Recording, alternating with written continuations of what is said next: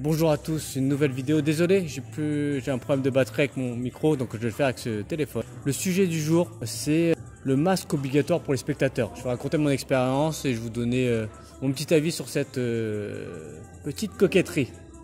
Les masques obligatoires pour les spectateurs, c'est compliqué à cause du Covid. Il faut resituer le contexte. C'est jamais arrivé dans l'histoire du stand-up ou du spectacle vivant que les spectateurs doivent être masqués. Même si c'est la première fois que ça arrive dans l'histoire de l'humanité, les gens, je dis vraiment froidement, c'est pas un reproche.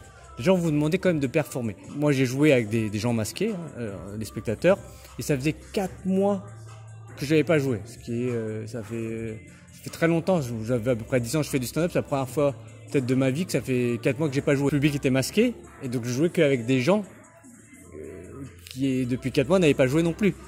Donc c'est vraiment un contexte hyper particulier. Toi-même t'as pas joué depuis 4 mois, les gens à qui tu joues n'ont pas joué depuis 4 mois, plus les spectateurs ils étaient masqués. Et c'est pas une critique, je vous dis juste mon ressenti, on vous demande quand même de performer, de faire une performance.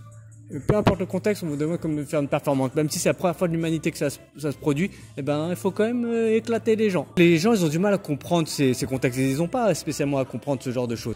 Et c'est pas vraiment leur problème. Donc, si on fait des remarques, faut pas mal le prendre. La plupart des gens connaissent le stand-up en streaming. Et voilà, ils aiment bien le streaming sur Internet, sur Netflix. Ils aiment bien Netflix.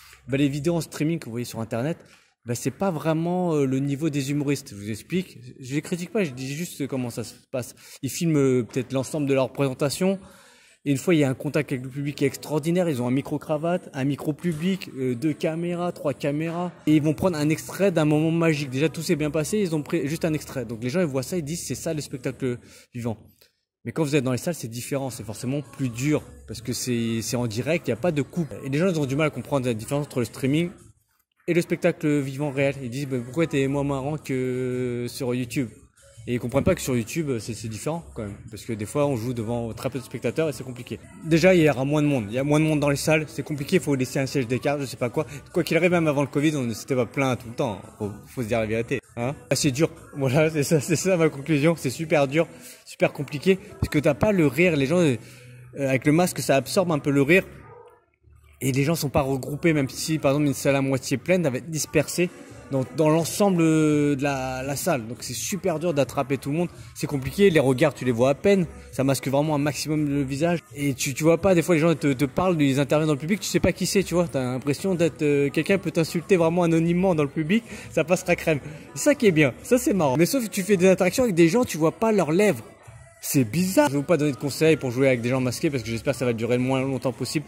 Mais juste ce que je veux vous dire, c'est que ce soit une métaphore de la vie. C'est qu'il y aura d'autres difficultés. Il va falloir toujours les surmonter. Et vous prenez pas mal les remarques des gens. Des fois, on m'a fait jouer dans des conditions hardcore.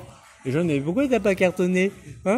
Genre, il y avait, je sais pas comment vous expliquer. Parce que je n'aime pas trop critiquer parce que j'étais payé. Donc je l'ai fait quand même avec plaisir. Mais c'était vraiment, ils m'ont jeté en pâture comme un morceau de viande.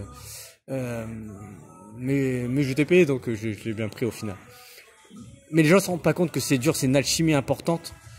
Il doit y avoir une alchimie entre vous et le public, et une sorte de contact avec le public. Et donc vous perdez le sourire, la bouche des gens, c'est compliqué. Ce que je veux vous dire, c'est que ce problème du Covid, il y avait avant les gilets jaunes, que sur Paris, c'est pas le problème des gilets jaunes en eux-mêmes, mais ça a monopolisé pas mal de week-ends. Et il y avait aussi les grèves. Encore une fois, c'est pas le problème des grèves ou quoi que ce soit, c'est le problème que ça a coupé les transports. Donc ça, c'était chiant.